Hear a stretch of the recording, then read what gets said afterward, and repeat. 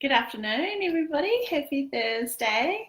Feels like a while that I've been on here, but I was here last week, and this is week 2 of talking about digestion. That's the focus at the moment, and this week I wanted to touch on more of the food side of digestive issues and improving your digestive health to have a happier and healthier tummy and less bloating and the symptoms that I mentioned last week.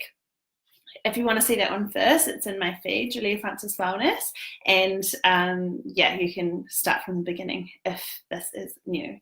So firstly, just a little bit of background about me and my digestive issues history. I have felt quite over many years, ever since uni, I had some issues with my digestion, and a big part of that journey with curing it or easing it was figuring out what foods were reactive, and that was using a food journal. And so I would write down everything I ate, how it made me feel, how I felt at the time, so physically and my moods and everything. And different factors throughout the day. I've got a resource that if you would like that, I can send it to you. So send me a message, because I know that can be a good place. It is a really good place to start. It's helped a lot of people. So firstly, typical reactive foods that I know I need to be wary of if I want to keep my tummy feeling well is so gluten. I'm gluten-free and dairy-free, partly because of my digestive issues, and it's different for everyone, but those are sort of often reactive foods, particularly gluten. So I personally steer clear of that. And then things like sugar, overdoing the sugar, fried food with lots of oils and things like that often can cause bloating, indigestion, all sorts of upset in the tummy, simply because they're not, they're highly processed food. Put it that way. And also caffeine, alcohol are dehydrating and also have other not so fun effects on our gut. So that's, the reality is maybe they are in your life, or maybe it could be worth just even taking note of when you do have these things, how that makes you feel, rather than this is not to say you need to rule all these things out, but if you are getting these symptoms, then it's a great place to start to actually kind of be aware of what might be causing pain and the dis-ease. And then also eating out as well. You don't know what's in your food and all the time, and so it's good to be aware about that, and I'll talk about that a little bit more shortly. The soothing sort of foods, or the things that I wanted to share that help me personally, are firstly, I mentioned the other day, apple cider vinegar. I drink that in the morning, most mornings, usually 20 minutes, half an hour before my breakfast, and that really helps to get my digestive system going. And there's more information on that I can share over here on Facebook too. And also something like a hot tea, so not caffeinated tea, but herbal tea, peppermint, is really good for soothing your digestive troubles, and that's been a bit of a saviour for me. I remember particularly at uni, peppermint tea was what I'd have every day, and that would help to ease it. And also water.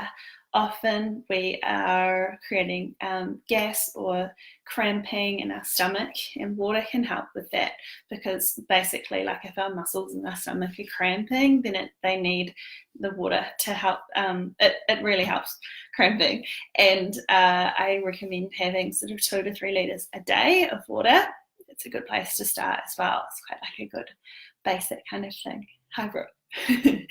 And then preparation of food. So you may or may not have heard about activating nuts and soaking grains and all those things that can maybe sound a bit daunting, or way too much maintenance, way too high maintenance. But firstly, start with, say, if you're having like a grain, say quinoa or rice, or even like tonight I'm having dal for dinner and I'm soaking the lentils and split peas. And so that's like the night before, or I actually did it this morning because I only thought of it this morning, and that can help digest. It can help your body to digest it because it's already starting to soak and starting to break down the phytonutrients that is what is keeping all of the goodies inside dormant. It also speeds up the cooking process as well. And it's honestly a matter of soaking it and then draining it with a sieve. I have one of those cool jars with a sprout or a sieve on top of it, but you can otherwise just use the jar that's in, soak it, or a bowl or a pot, and rinse it before you cook it. So that's with legumes and things, so beans and things like that as well, and lentils and grains, and you can do it with nuts as well. And the nut, doing it with nuts is sort of more of the activating thing, because you want to soak it and help it to start to germinate and let all the nutrients become more available, and then dry them out, because they're not going to last for very long if they stay soaked. So you can dehydrate them in your oven for at about 40 to 60 degrees Celsius, and you can do that until they're dry, sometimes throughout the day. That's maybe like the next level up, but I wanted to mention it because of this soaking, activating thing that some people are hearing about and not so sure. So another thing really, I think there's particular ways that you can prepare your food that is a little bit more mindful as well, and maybe even substituting, if you're baking, substituting things like the gluten flour for almond meal or something like that. There are lots of recipes out there, and I have a lot of recipes on my website that are gluten and dairy free. If that's helpful, you can head over there, juliafrancis.co.nz. And just food choices in general. And this is going back to the food journaling a little bit, where it's important to be aware of what's in our food. And often when we're eating out or we're buying processed packaged food, we don't necessarily look or know exactly what's in it. It's different than if you made it at home and you put the ingredients in it that are whole and natural ingredients. There's all sorts of other cocktails of additives and preservatives and flavorings and things like that that can wreak havoc with our gut and our whole digestive system, because naturally our body doesn't actually know how to digest those things. And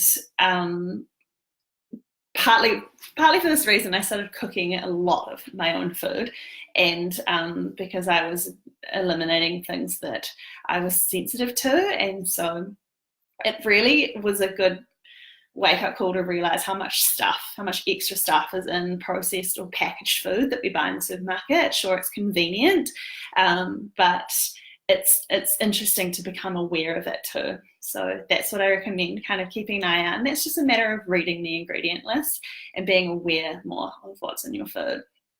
So I hope that's really helpful for tips around eating and what to look out for, and become aware of what is reacting with your stomach, and also things hopefully to help. And I have more tips up my sleeve. If you think this is helpful and need to message me, I can certainly help with that. And as I mentioned earlier, I have the food journal as well. It's just a really simple resource that asks you questions, and you can either do it by hand in a journal in the notes part of your phone, or using it just through like the Google Docs as like an ongoing resource.